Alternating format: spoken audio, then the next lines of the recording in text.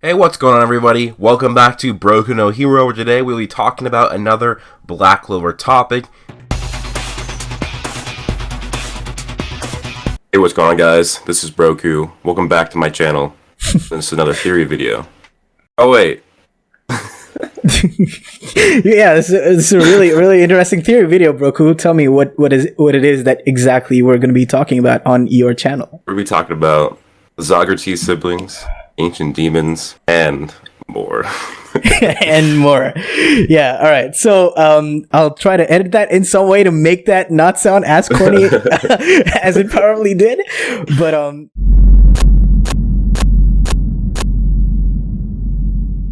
Hey everyone, so I know I've not been super regular with my uploads recently, and because of that, I wanted to come back with something pretty goddamn insane with regards to theories to get all of you excited. And to make that excitement even more, I've brought over my good friend, really huge, amazing YouTuber, Black Clover YouTuber, who does some other content too recently, Broku, to make this theory a little more special. So, some really cool collaboration, Broku.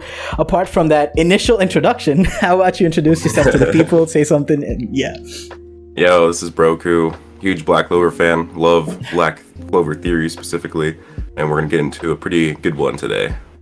Yeah, so let me just introduce the theory. So I shared this theory with Broku, and this video is essentially going to be us trying to convince you guys that there is a lot more to Dante, the Zogratis name, Yuno's pendant, the magic stone that the Witch Queen had, and then the borders of the strong magic region, and all of those, right? There's a lot more to those, and the reason that there's a lot more to those is how they all connect to one single incident, and how this single incident that Tabata has mentioned to us is going to be far more important than anything that we've even imagined so far. So Broku, I'll let you introduce what this single incident is, and then we can get into the actual theory. Yeah, so it all starts with the Zogratis siblings going on the mission, which I believe is really only fully explored in the anime compared to the manga. Like, the manga didn't really mention it too much, but the anime kind of expanded it and showed the takeover of the Spade Kingdom. And basically we're going to talk about how that mission is probably a lot more important than just being like just in the anime. Just like a lot of other things from that episode might be more important, like the being like the light within the winter of the Spade Kingdom. Yeah, for sure. We're going to be talking about some interesting stuff with themes, parallels, and stuff like that. And so the single incident that I was mentioning was in fact the two royal youths that Xenon mentioned, and the really crazy stuff it could imply if the theory that we've come up with even remotely right. So to start off, the reason, like the way I thought it went about this, like going into this theory, was I thought about Dante, and one big question came up. He's super narcissistic. We know this. He's literally narcissism on the dark triad scale, and his entire life was super boring and everything, right? Like, he had nothing to do. Like, he was like fed up with life. There was nothing malicious enough to satisfy him completely. So because of that, he was just leading a life that was not worthy of anything until he took over the Spade Kingdom. But that taking over clearly did not happen immediately, right? Like, so with his personality, you would assume that Dante would be like gunning for the top position immediately, but it was not. That was not the case. We clearly see that only after the Zogratis siblings got their devil markings, or at least the contracts, right? That's what that implies. That's when they took over the Spade Kingdom, right? And like Broku said, I believe that the reason why Dante finally decided to actually take over the kingdom is really rooted in that one mission that the anime showcased us. They didn't actually show the mission though. Like, they only showed the Zogratis siblings coming back with the devil marks, right? Yeah, and like the king said, if I'm not wrong, they were sent to squash some rebels, but then they ended up killing these rebels, right? Which was not part of their mission, right? So Broku, like, why don't you take us through what we think that mission could be, right? And how that has changed Dante's worldview, and why that set him off onto declaring war, or like taking over the Spade Kingdom. Basically, we think that this mission that had to do probably with the ancient demons, which basically we think that mission had to do with that, with the Zogratis siblings going there. Or maybe the mission didn't have anything to do with it at all, but they ended up just fighting the ancient demons anyways. We know that the Grim were supposed to protect the kingdom from these demons, and it may have led to them going there.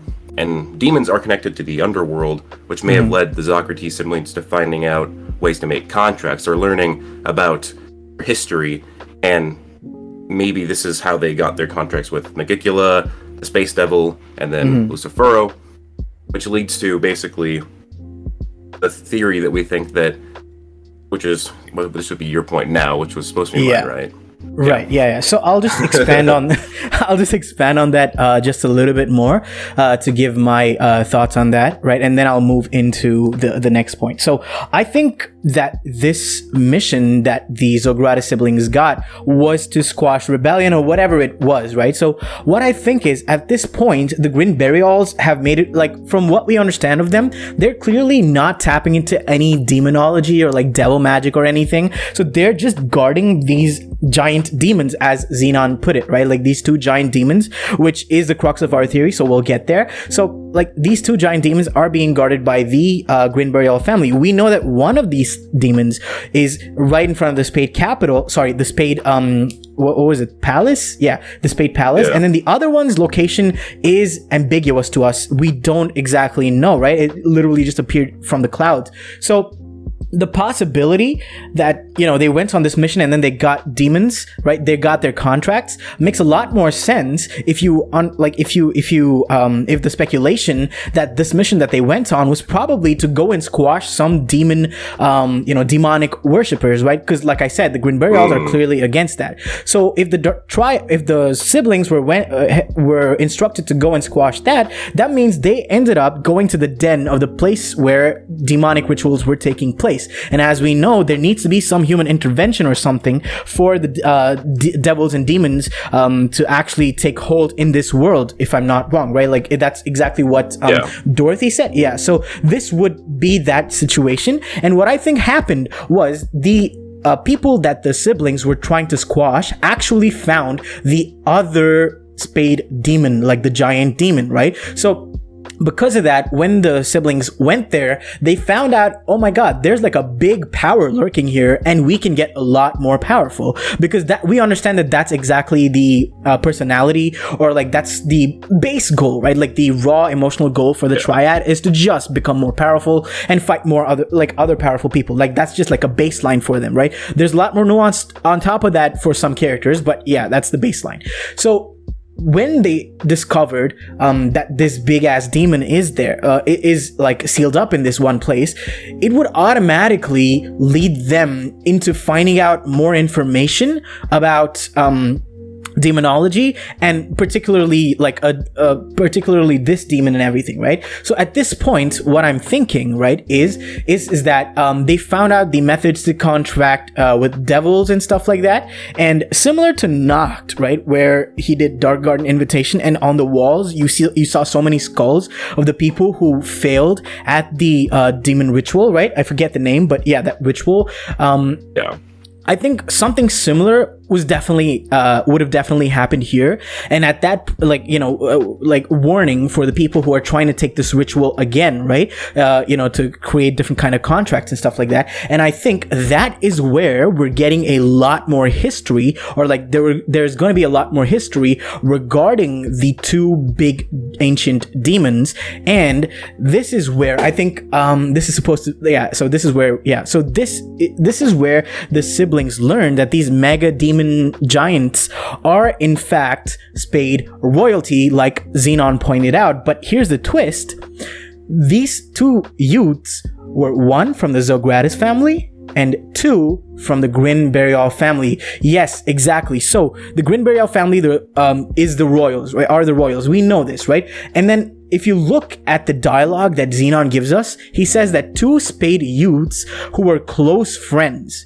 He doesn't, if they were Spade royal youths, right? So if they were from the same family, he would have referred to them as siblings, cousins, like parent or child, like son and daughter, whatever, right? Something like that. But then he says friends, which leads me to believe, based on some solid foundation that we have for the Clover Kingdom, right? We have the what do you call it? The Silvas. We have the Fuego. Vermilions. Yeah, there we go. I forgot the names. Yeah. And we got the Kiras. Yeah, exactly. So we know, and between these three families, while they do share a common ancestor, the only actually related people that you would call quote unquote cousins would be Mimosa and Noel, because their mothers are siblings, if I'm not wrong. So they're the only cousins. So, but you wouldn't really call Noel and Fuego Leon or Noel and Leopold siblings or cousins or anything. They are related, but if you were talking about them like 100 years from now, you would just say two royal youths that were friends, right? So in a similar manner, the only two named families from the Spade Kingdom happen to be the Zogratis family and the Grinberioff family. So because of this, I think the only, and we don't know a named family for the Heart Kingdom, right? So because this kind of a plot, relevance is not really present for the Heart Kingdom, to deal with these families and stuff. But clearly there is something that Tabata is setting up with these families, which is why only these two were named. And since we have literally exactly two demons, and we know that the Spade Kingdom is a country that has been seeped in ancient demon magic kind of stuff for a long time, right? Even before this, the Dark Triad, right? So this makes a lot more sense if the two youths were each from the Zogratis family and the Grinberioff family, right? And before we get to what happened between the two, right, we'll talk about how this basically affects Dante's personality. So I told you guys that the reason why he wanted to take over the Spade Kingdom would become apparent here. So this is the case. This is the reason why. Dante, as a person, has been extremely powerful his entire life, right? With his personality, we can deduce that. He talks about himself as a phenomena, right? Yes, that is because of his enhancement due to contract with Lucifero, but even divorced from that, Dante himself is extremely broken, with just innately broken, right? So because of that, Dante is already on his high horse. So if he goes to a place where he learns that he is in fact an actual royal by birthright, he is eligible to take the throne, that would immediately send him into a frenzy, saying, I have to take my rightful place, immediately, just based on his personality, right? And that is why that is why he's gone up to a sense of egoism that you would have, which is absolutely unreal for any normal human, right? So that is what I think changed within Dante when he got to know about his own history and everything. And that's when the Zogratis siblings staged their coup d'etat. So that's what I think happened with the siblings and everybody learning their history at this particular place. So we do have a couple of ideas as to what happened between the two Spade youths, right? Yeah, so one of the things that could add on to adding more confirmation that they're royals and not just nobles is the fact that we've seen them fight at just their base power, where they haven't used any devil mana. Yes. They're incredibly powerful. Dante and his base going against Two-Horn, Black Divider, Asta, and then Vonica and her base one-shotting a 50% Dark Disciple. So that's royal levels of power right there. Mm-hmm. Absolutely. That wasn't them using high levels of the devil mana, or I believe not even any at all. Mm-hmm. And so that would just add to the fact that they probably are of royal descent. Well, one thing though, I want to go on a small tangent. I want to pick your brain on this, right? So, with regards to royals and their massive amounts of mana, right? So, in the Clover Kingdom, we understand that the royals are so powerful because they stole the mana from the elves, right? So, the reason why there's a big disparity in the amounts of mana or magic that royals have is because of the theft of the elven mana. So. And since we know that is exclusive to the Clover Kingdom, why do you think the other, royal, clearly the Zogratis or the Grinberioffs, right? Why do you think they have such high amounts of mana, even though this theft has not happened in the other spaces of the continent? So I would just say that it's the mana and magic is shown to be pretty genetic, and if royals, even before they stole the mana, were always basically getting together with high-level nobles and quote unquote keeping their bloodline strong or whatever. Oh, okay, that it makes would sense. probably Yeah, still of lead course. to the same concept. Like I wouldn't be surprised if in the Clover Makes sense. Kingdom the royals were still stronger than the commoners and peasants, but that Well, just I mean, made it an even bigger gap. Yeah, to answer my own question, with even more information, Lumiere's existence in itself is like the answer to my question, right? Like he himself is like so strong, and that clearly was before the Elven massacre or whatever. So yeah, I guess that's the answer to that. But it's just a question that I've had, and that's a fair point. Like everywhere, like maybe except for the Heart Kingdom, the royals alone, like that makes a lot of sense, especially considering the fact that it's the Middle Ages. So sorry about that. You continue. You were saying And one thing I think that might be possible is if kind of similar to the Faust family, where Nacht had inherited the shadow magic, which lets him essentially do these rituals quite well. Right. Because I believe that shadow magic is required to go to that place, or Yes, we don't know too much, but I wouldn't be surprised if for the Zogratis, or however you pronounce it, they all have this sort of body magic. Yeah. Dante has literally body magic. Vonica has blood magic, and Zenon has bone magic, and it might just be that these magic types are what their family had, which is what they needed for their type of rituals So you think contracts. Right, yeah. So you think the reason why we haven't seen more demonic activities before the Zogratis sibling is because of the fact that you needed those exact genetic, indicators, or at least those particular types of magic to access. Oh, you know what? There is a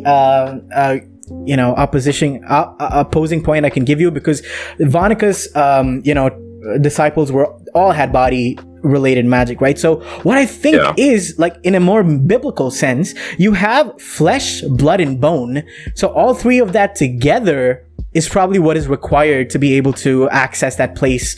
Again, all pure speculation, but it would be a really cool Easter egg, maybe, like if you had to combine these three magic.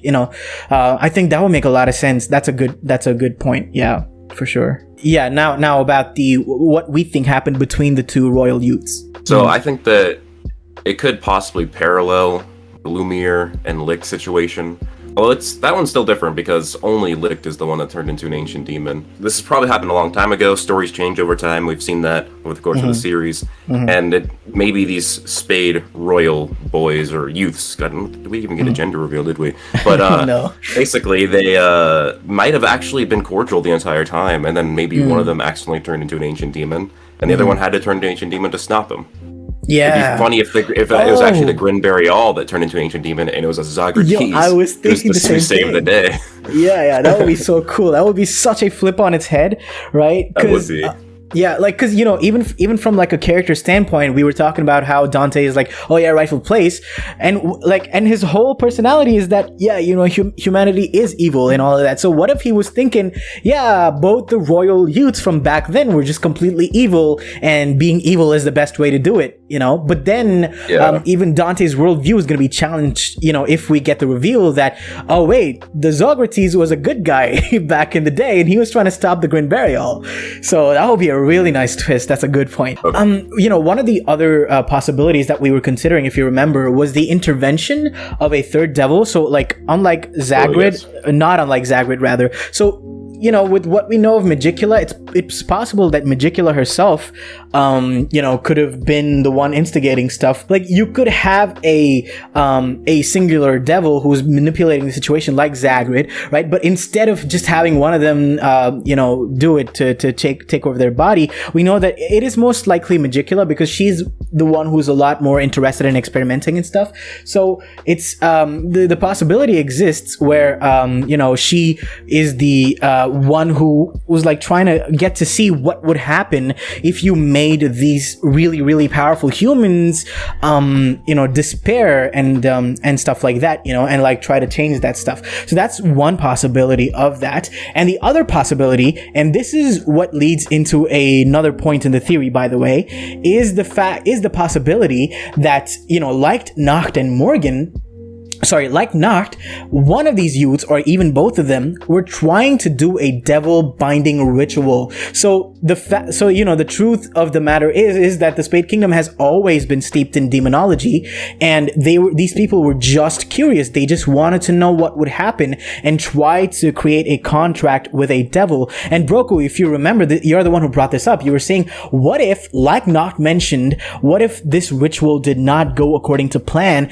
and they became monsters, right? But then again, the point that could be made is that, the monster that we got from Nacht was like much smaller and more humanoid, whereas the demons that they became are like huge, like almost Jotun level kind of things, or like giant kind of things, right? But the thing is, if you guys understand, like if you guys remember, there's one specific thing that has been coming up throughout the Elf arc from the beginning of the story, which is clearly relevant even now, and that happens to be Yuno's pendant, or a magic stone. So the theory here is the possibility that to enhance the power that these youths would get from their respective devil contracts, they used forbidden magic through these stones to amplify that power. And of course, when they ended up losing, not only did they become just normal monsters, because of the despair and intense magic power due to the forbidden magic and the kickback, we get a complete demon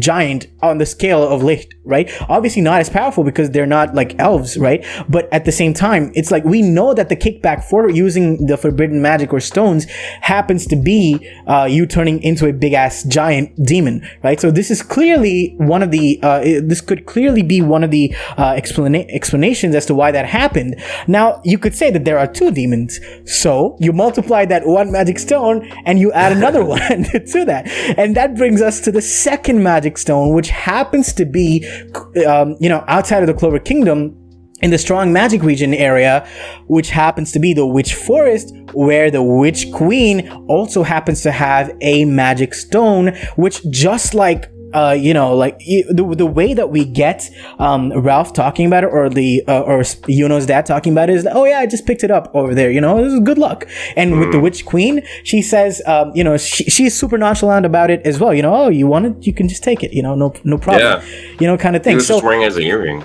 Yeah, exactly. She was wearing it as an earring. So, like, that kind of like a nonchalant response to what both of those are, even though they're so important, right? And the fact that Yuno's pendant was also picked up in a forbidden, grand magic region, I think they're called. Yeah, right. So, those both give possible credence to the possibility that these two youths used a magic stone to enhance, and then during the ritual something went bad, and then boom, explosion, and then we have the locations of these two magic stones. So with that, I think basically one more point to add to those magic stones is both of those where they were found is very likely just close to the Spade Kingdom, which adds to the theory that the two Spade youths used these magic stones. But anyways, one of the interesting things about the Spade Kingdom is that it is like the only kingdom that doesn't share a border with any of the countries on the continent, unless further north, which we don't know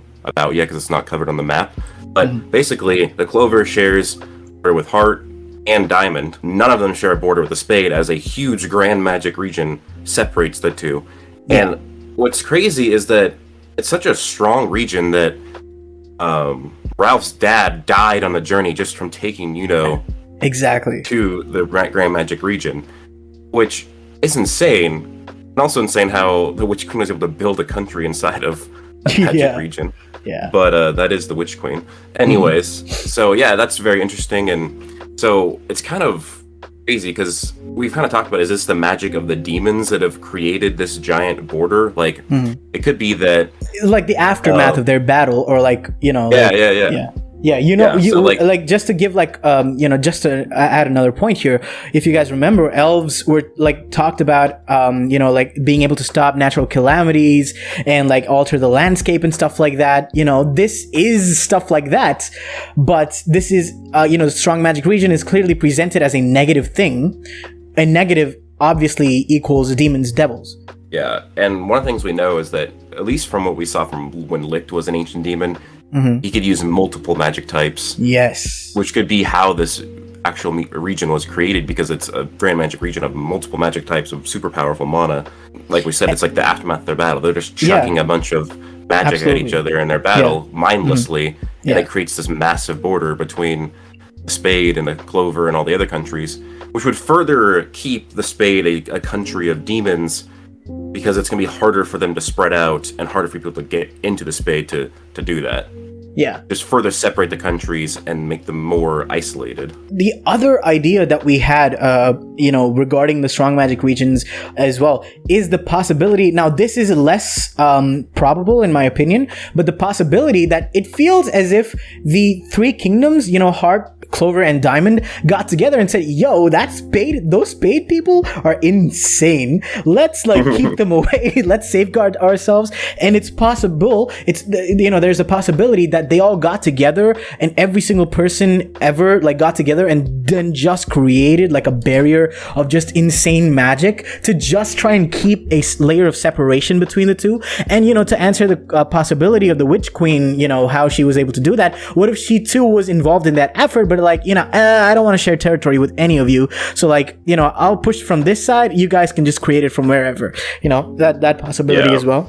And, create a complete divide between the Spade side and this side. That would explain why Spade has more landmass.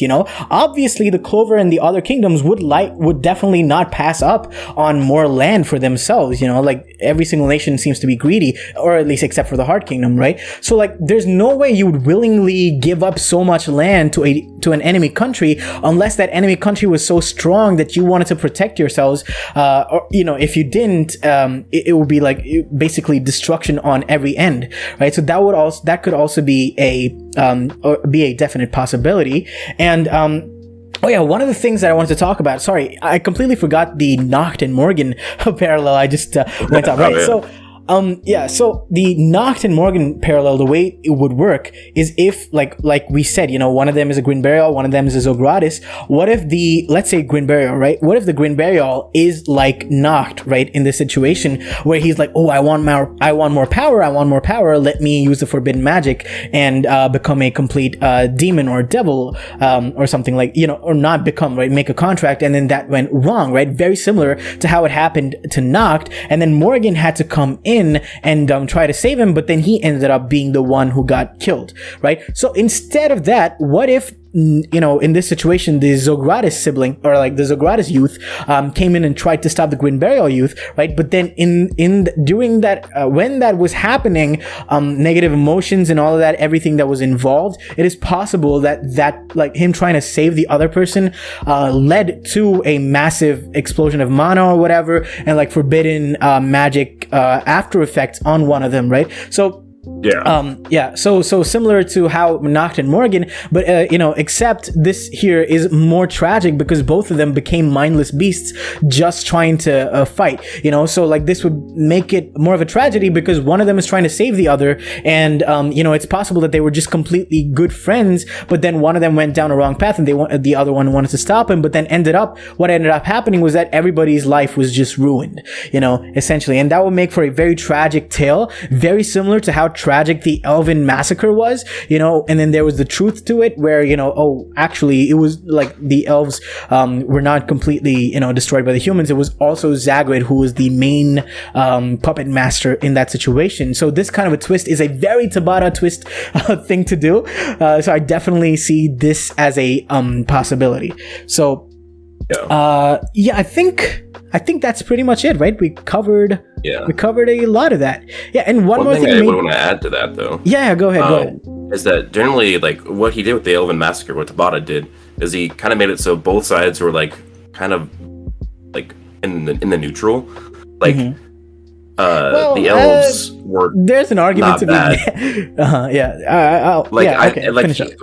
elves were kind of portrayed to be bad, and then more information came out. Oh yeah, for sure. The elves were a lot more on the innocent side compared to the humans. Yeah, and the humans were manipulated, but still, not really the good guys in that situation. But it could be with the Zogratis, or however the hell you pronounce it. I keep changing it, but could be that Borealis took this as a situation to actually do what the Zogratis just did, like hundreds of years ago, and they took the control of it and maybe put all the blame on the Zogratis, the one that really did this. And then that is maybe why Dante thinks that this is like his right of what they're doing. Exactly. This is his destiny to like do this because the Grand Borealis did this to them and his family hundreds of years ago. Absolutely. I agree. Like I was, that was a point that we were, I think, talking about or not. I don't remember, but that was a point I wanted to make as to how why like the Grand Borealis still remain the royals, but then the Zogratis aren't. So what I think could have happened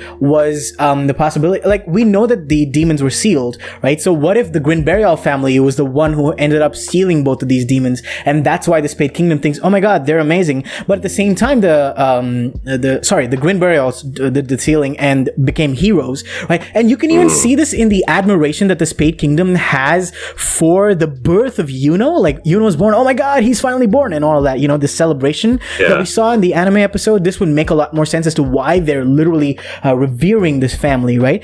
And then on the flip side of it, you have the Zogratis or Zogratis, whatever. That family is not put down. Like people don't hate that family, right? Like they're saying, oh, be wary of them. There's like some rumors about these people. Is it just because of the siblings, or is that because of the family? That's yet to be seen. But at the end of the day, if the villains of that situation were public, right? If they knew like, oh my God, it's the Zogratis, you know, they were the ones who did this, then that would mean, you know, like literal eradication of their bloodline, right? Like everybody would be clamoring to go kill that family. But clearly that didn't happen. So what's possible is that the Grand Boreal family sealed both of them internally within the royal families, right? Between the two families, the Zogratis were like labeled the people who actually did it, you know, like you said, Broku, and and they were ousted, and they were like, yeah, you know, you can stay on as a military family, or maybe like a noble family. We don't know their situation, the Zogratis siblings situation, so we don't know if they were nobles or not. You know, you're not a royal anymore, but like you can have this position, but you know, it's all because of you, and you know, and we won't make it public, but you're not going to be a royal anymore. And like you said, like Dante was probably even more angered by this, and which could lead to a really good motivation as to why he specifically wanted to go and kill Yuno off, so that like no offspring or like the continuation of the Grand Boreal bloodline would carry over, you know. Yeah. So that's a very good point that you brought up. Thank you. Like it reminded me to talk about this. But I'll end off with one more thing, unless you have something to add. I think I'm good. So yeah, go for it. All right, cool. Yeah. So one more thing I wanted to add was with regards to the Grand Magic region, the possibility that.